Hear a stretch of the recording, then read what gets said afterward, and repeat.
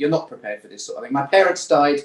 By the time I was 30, both my parents had died, and I'm an only child. So I had experience of grief before, but it's very different, when you lose a partner or a child or whatever, to losing a parent. However young you lose a parent, they're supposed to go first.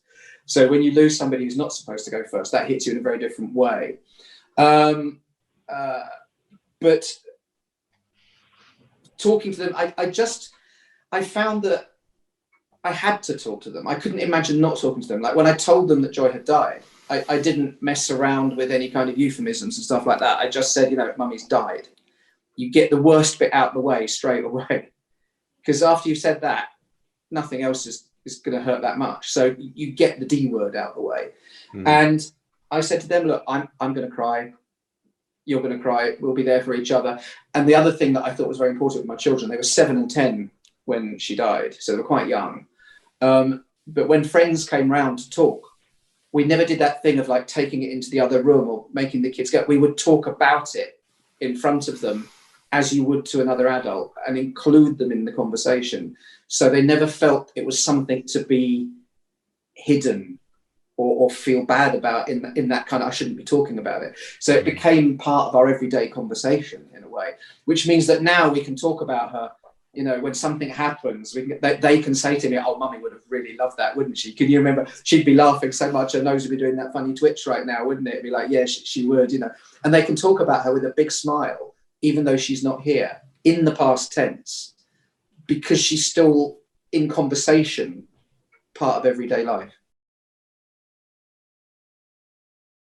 I was so busy organising a funeral that I kind of... and I took care of myself, because I wanted to deliver a eulogy and wanted to be okay on the day for Vicky, really. But when everyone went home, then that's, I went a bit loopy, I have to say, and I didn't know what was happening to me. As I always say, I expected the sadness, but I didn't expect the madness. And I've not read many books on the craziness of it. And I still feel very defined by Vicky's death and Vicky's absence. There's a line in C.S. Lewis, A Grief Observed, where he says of his own wife after she died, her absence is like the sky spread over everything, and she just still informs everything I do on a daily basis, really. So I took myself off to cricket. I have a secondary cancer myself, and I didn't want any treatment for a while.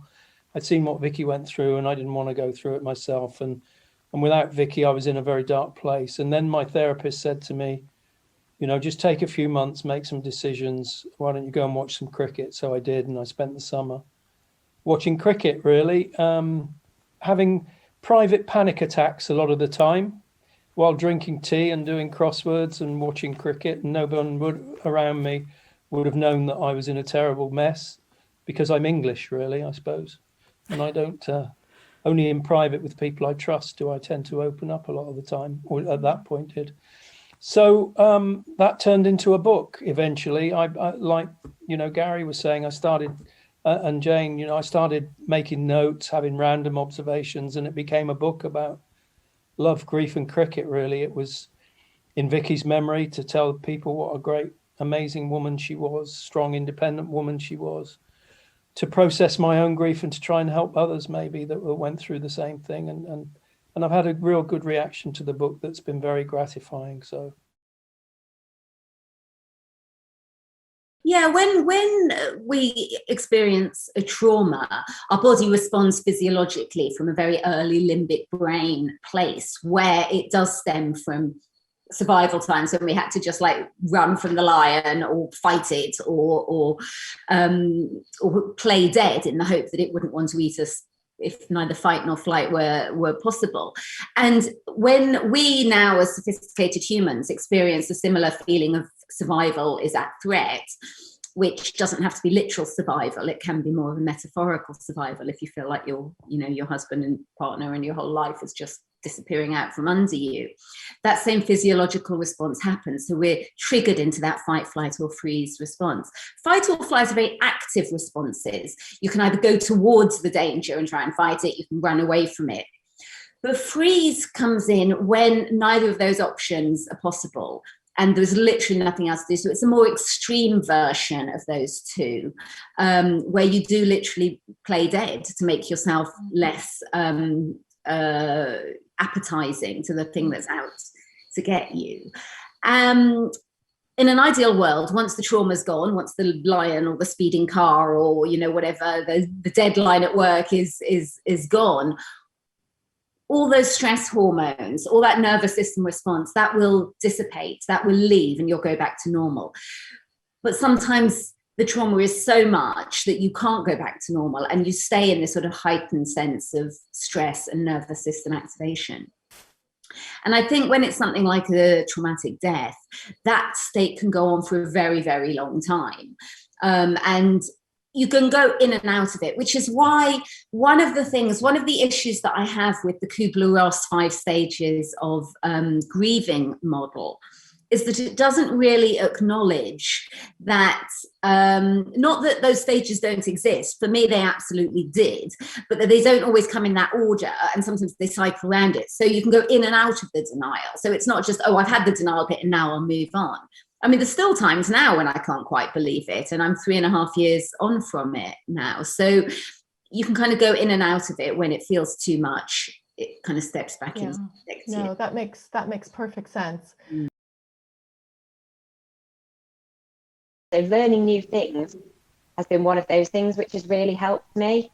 And I didn't like, going back to those old routines that me and Dave had together. It was just incredibly painful. I didn't want to go to the same places. I started off kind of agreeing to make plans with friends, and then at the last minute I would just have a complete breakdown and not be able to show up. So I realised you need to do something new now, Jane, and find what it is that you like doing. And Dave was very chilled out, very relaxed, very fun loving, quite a different character to me in many ways. And he enjoyed playing video games, which as a grown man of 37 I thought was an utter waste of time. However, he had it right, and this is what I've learned since he died, and he would absolutely kill himself at laughing at this, but he totally had the right idea. You need play. You need something light and warm and airy in your life that you just do for you. That's not for anybody else. That's not productive. That's just about you having fun. And that was where roller skating came in for me. So I did skate before he passed away. I played roller derby, which is like a full contact sport. But after he died, I realised I couldn't really take the risks associated with the injuries from that game. So I just started roller skating in a different way, and it's been a real journey. But now I just couldn't cope without it. It's such a central part of my life now. Sounds silly. I'm the mum in the village that skates everywhere. My daughter's teenage friends know her because they know of me. I think it must be just incredibly embarrassing for her. But how brilliant. Whatever gets you through. For me, they taught me a lot about it as well. My son was 7 when Joy died, and my daughter was 10. And there were the initial tears, obviously, the initial upset and tears and pain. And it was the last Friday of half term, and they wanted to go to school on Monday. And I said, actually, can you make it Tuesday? Because all your teachers need to tell your friends, and it'd be easier for them if you're not there. So we had a day off and went out and did things, or whatever. And then they wanted that normality. They wanted something familiar, I think, to go back to. But I remember my son, 2 or 3 days after Joy died, he'd had a few tears, but nothing much. And then suddenly one night he erupted with anger and didn't know what to do with it, and just beat the living out of our sofa, for 5 minutes until he was exhausted. And then we could have a nice cuddle and a cry, and then we carried on watching the telly. And a couple of nights later, I felt that anger rise up in me. They'd read to bed. So that poor old sofa got it again from me, because I'd seen what he'd done. And it was I wouldn't have probably thought to do that. As an adult, I'd have sat there popping it up. Yeah. But having watched him do that, I thought, you know what? And I just piled into it. And it did. It released it. So they do have this kind of instinctive reaction to grief. And as an adult, you know, we process things in such a different way that for me, it was an incredible learning experience to see some of the ways they processed. We've all done this, is we've all protected and honoured the legacy of our partners. Jane, you had the exhibitions and stuff with those and everything, haven't you? And I've had the book with Joy and all that sort of thing. So, but we've all coming to this point of the things for yourselves, and you know, you have to find who you are now, and that realization comes at a different point for everybody. But it, you know, you're not doing them a disservice by finding a new you, because you still honor their memory and their legacy throughout, but it would be a disservice to them if you didn't find who you were as well, I think. I had found in his wardrobe there were 2 shirts which had not been washed or ironed after he'd worn them, and he was a very meticulous person, and I became very convinced that this was a signal from him, you know, that he was communicating with me. And I was both fully aware that this was completely mad and impossible, and in the sort of very secular part of my mind that this was just not the case. Another way, it was absolutely sustaining at a point where there was nothing else. And so I wrote, probably with some anxiety, I wrote about it. I wrote about what I did, which is I would get into his wardrobe and I would put the shirts on and I would smell the shirts and I would touch the shirts. And I was quite ashamed of doing that. But at the same time, it felt as if it was the right thing to do. And interestingly, you know, in the ensuing 6 years now, I'm working a lot with bereaved people. It's so not an unusual thing to do. It's an absolutely essential way, I think, of trying to manage unmanageable feelings. And the parallel that I draw in the book is this idea of the transitional object, that, you know, in psychoanalysis, psychotherapy, we think about the way in which baby is gradually weaned from the mother, you know, so a small child will insist on taking a little teddy or something off to nursery school with, you know, mum or dad's scent or smell on it as a way of kind of brokering that crucial developmental stage, which is separation, you know, which we all have to eventually do from our parents. And I think that one of the things that I believe about a sudden and terrible death is that I'm sure it connects with those very primitive parts of us, not using the word primitive pejoratively, but primitives as in the early parts of ourselves, who know, we all know about separation. We've all had to separate at some point from our parents. It takes some of us longer than others. And I think it connects with that very frightened, babyish, childlike feel of abandonment. And so when I thought about it afterwards, I thought, well, this was some attempt at kind of repairing this terrible, chasm created between me and him. Well, Billy's funeral was on the 1st of December. And like I say, I'd had plenty of things to keep me occupied leading up to that. And then I had this sort of horrific note. Well, I didn't even know what I was going to do for Christmas. That was another sort of whole horror. But I knew I had this like 24 days to fill somehow before confronting the Christmas torture. And we'd had this holiday booked. It was sort of midway between the two, I think, that we were meant to be going on. And I dithered. And in the end, I thought, I'm just going to go because I'm going to be miserable. I might as well be miserable in the sunshine. And it will somehow break up that block of 3 and a bit weeks that I just don't know how I'm going to maneuver. And on the plane going there, I was, you get these landing cards and it says you have to tick all these boxes, and one of which was married or single. And it completely floored me because I thought, well, I don't know what I am anymore, which just sort of in an existential terms kind of just summed up how bereft I was, how much I didn't know who I was anymore without him. And I basically just cried for the entire 12-hour or whatever it was journey, and then continued to cry for the next week on a beach. because there was nothing to do. I couldn't organize the funeral. I couldn't just distract and let my friends, try and jolly me along. It was just me and an empty hotel room and an empty beach. And it was really, really hard.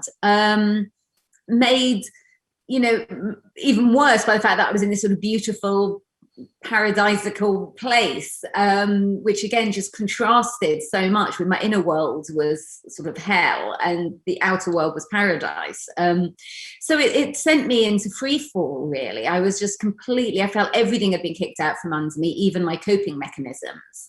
And yeah, it got very dark, and I didn't really I didn't really want to survive it, because you have that fear of how am I going to survive this? But even more frightening than the how am I going to survive is the thought of I don't actually even want to survive it, because then you're somehow having to try and get yourself through those really dark thoughts as well.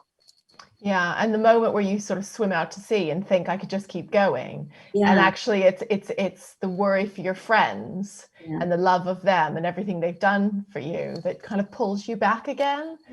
But it's there also you started writing, and you do include little bits of that initial bit of writing in the book, which is really interesting, and again performs this inner dialogue with yourself. And it's go on.